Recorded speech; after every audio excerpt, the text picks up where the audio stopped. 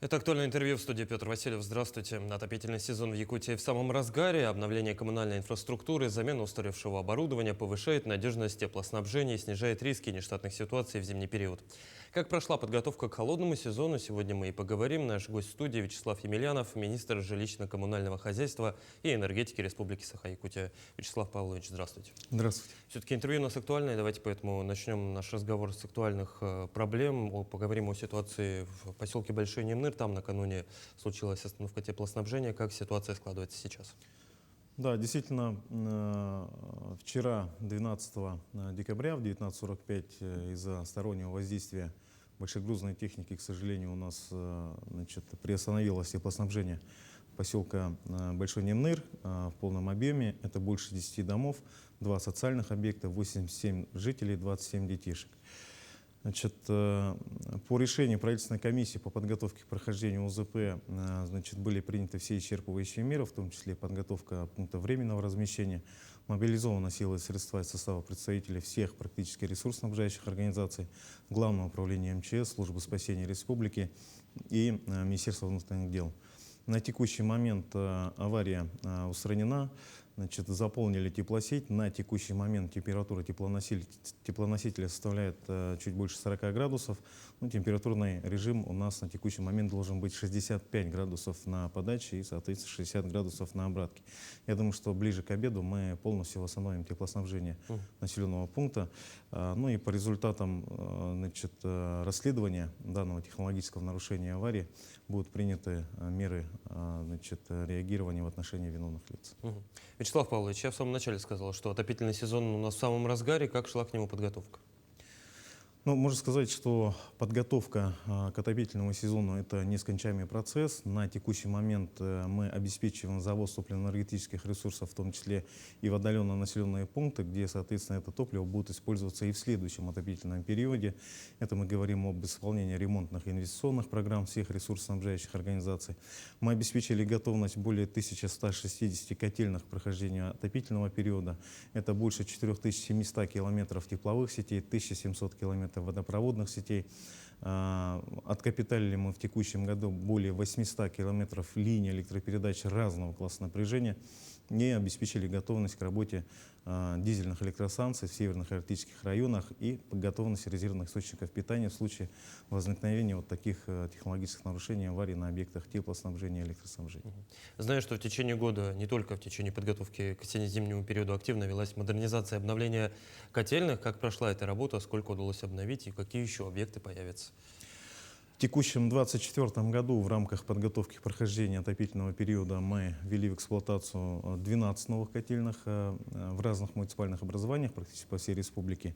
Реализация этих мероприятий шла за счет инвестиционных программ наших ресурсоснабжающих организаций, в том числе участие в федеральных проектах. Это модернизация коммунальной инфраструктуры, это средства, которые были выделены по линии Фонда развития территорий. Все это благодаря, конечно же, эффективному взаимодействию с федеральным центром, Министерством строительства и ЖКХ Российской Федерации, и взаимодействие нашего главы республики Арсения Сергеевича с федеральным центром. Эту работу мы не останавливаем. В текущем году 12 котельных, в следующем году у нас много объектов, связанных в том числе с реконструкцией объектов водоснабжения, водоотведения, ввода в эксплуатацию новых котельных и автоматизированных гибридных энергоустановок.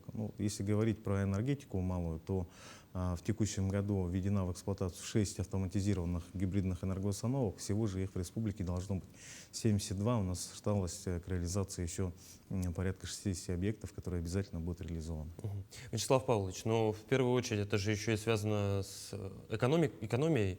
Насколько эти новые котельные, они, так скажем, выгоднее в этом плане? Автоматизированные гибридные энергоустановки, которые сейчас реализуются в рамках энергосервисных контрактов, это чистые инвестиции, которые приходят в регион. Туда не вкладываются муниципальные, региональные деньги и инвестиционные программы наших предприятий.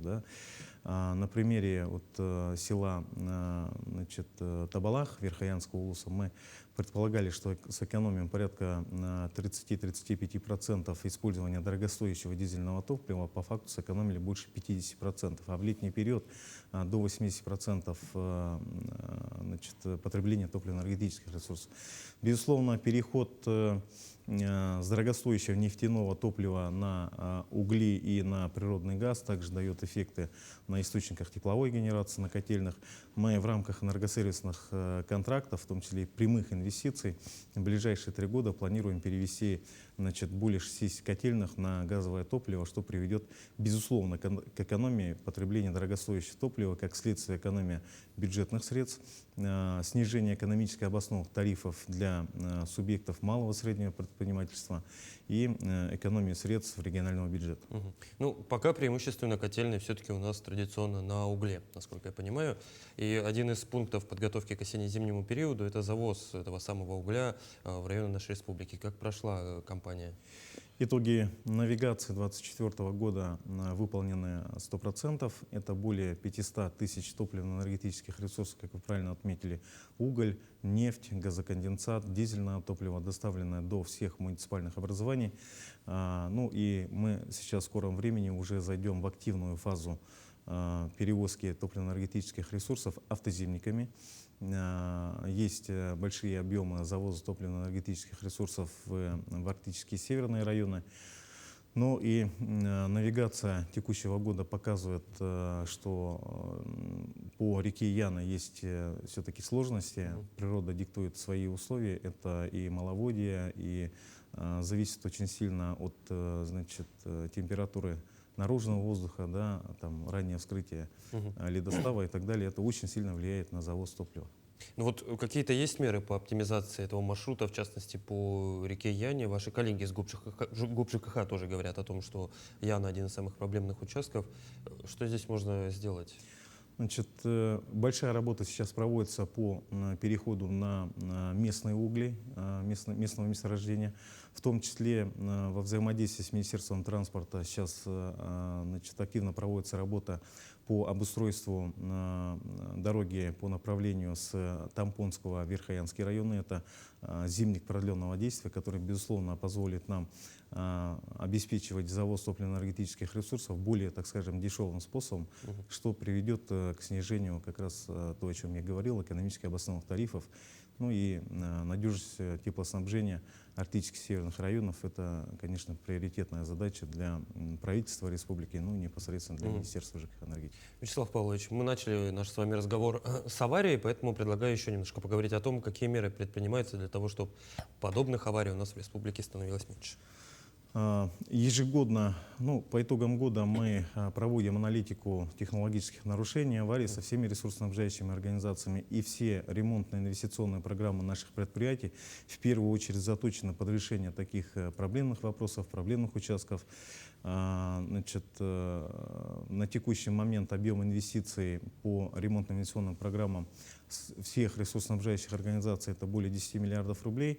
Они прежде всего направляются на решение вот этих проблем. И если смотреть аналитику, то по сравнению с аналогичным периодом прошлого года количество технологических нарушений и аварий у нас уменьшилось, в том числе с большими, так скажем, экономическими и социальными последствиями. Да, это благодаря эффективной работе наших теплоснабжающих организаций, объектов топливно-энергетического комплекса. Безусловно, эта работа будет продолжена в части повышения надежности энергоснабжения, предоставления коммунальных услуг нашим жителям и нашим потребителям. Вячеслав Павлович, кстати говоря, о надежности энергоснабжения. Возвращаясь к ситуации января 23-го, если не ошибаюсь, года, когда в Заречье из-за низких температур перемерзло все, что могло перемерзнуть, вот как удалось модернизировать эту систему? Здесь, наверное, поправлю. Благодаря тому, что как раз что у нас имелись резервные источники питания на местах, нам удалось исключить ситуации, связанные с замерзанием объектов. Я имел в виду, что перемерзли какие-то электрические детали. Это муфты на подстанции «Майя». Благодаря Айсену Сергеевичу, главе нашей республики, и переговорам с генеральным директором Моссети было увеличено финансирование инвестиционной программы до 2 миллиардов рублей, и в прошлом году были выполнены все мероприятия, связанные с повышением надежности, в том числе и замена муфт, их размещение в теплые контуры. Это не только на подстанции «Майя» и на подстанции «Томот». И на текущий момент надежность энергоснабжения энергоснабжения наших потребителей, заречной группы и в центральной группы района в целом увеличилось. Это и показывает голая аналитика по технологическим нарушениям, инцидентам и авариям в системе энергоснабжения нашей республики. Слушай, это не может не радовать. Тем не менее, все-таки говоря о проблемах, такая все-таки у нас сфера. Некоторые до сих пор жалуются, что в домах холода, что может быть причиной проблемы, куда обращаться? Разные причины могут быть по температурному режиму. Это, значит, и плохая работа ресурсоснабжающих организаций, возможно, управляющих компаний. Ну и есть вопросы непосредственно к самим потребителям. Да. Если потребитель не готовился к прохождению УЗП, это элементарное утепление, это промывка систем внутреннего контура теплоснабжения, или же этот вопрос касается ресурсоснабжающих организаций. В любом случае, если потребитель обращается в управление Госстройжилнадзора или Министерство ЖКХ и энергетики, мы оперативно реагируем, в том числе и в рамках взаимодействия с Центром управления региона. Мы мониторим, значит, социальные сети для того, чтобы моментально реагировать на те нештатные ситуации, которые возникают в тех или иных муниципальных образованиях. В случае, если в отдельных муниципальных образованиях нет управляющих компаний, потребители могут обращаться в ЕДДС муниципального образования или к главам муниципальных образований, которые непосредственно выходят на нас, и мы оперативно решаем эти вопросы. Суммируя, то есть не всегда холод в домах — это причина того, что коммунальщики не топят. Возможно, какие-то внутренние проблемы в том же доме, насколько я понимаю. Да, в любом случае комиссия приходит, значит, актирует вот эти все моменты и, значит, выполняются мероприятия, связанные с повышением надежности предоставления и качества коммунальных услуг. Вячеслав Павлович, у нас буквально совсем немножко времени. Давайте подведем коротко итог этого года. Точнее, мы это уже сделали. Давайте какие-то цели на 25-й обозначим. Какие планы на год наступающий? Ну, безусловно, самой важной задачей является это надежное тепло, водоснабжение, энергоснабжение наших потребителей. Мы на текущий момент как раз рассматриваем ремонтно-инвестиционную программу наших ресурсоснабжающих организаций. Все те мероприятия, которые планируется реализовать, в том числе и в рамках участия в федеральных проектах, как модернизация коммунальной инфраструктуры, будут направлены на повышение надежности предоставления коммунальных услуг. Мы подали заявку в федеральный центр более чем на 2 миллиарда рублей, связанные с реконструкцией существующих сетей теплоснабжения, водоснабжения. То есть приоритеты сейчас будут ставиться не на строительство каких-то новых объектов, а приведение в соответствие существующих объектов тепловой и электрической генерации, сетей теплоснабжения, водоснабжения, для того, чтобы наши потребители получали, как я уже сказал не один раз, качественные коммунальные услуги.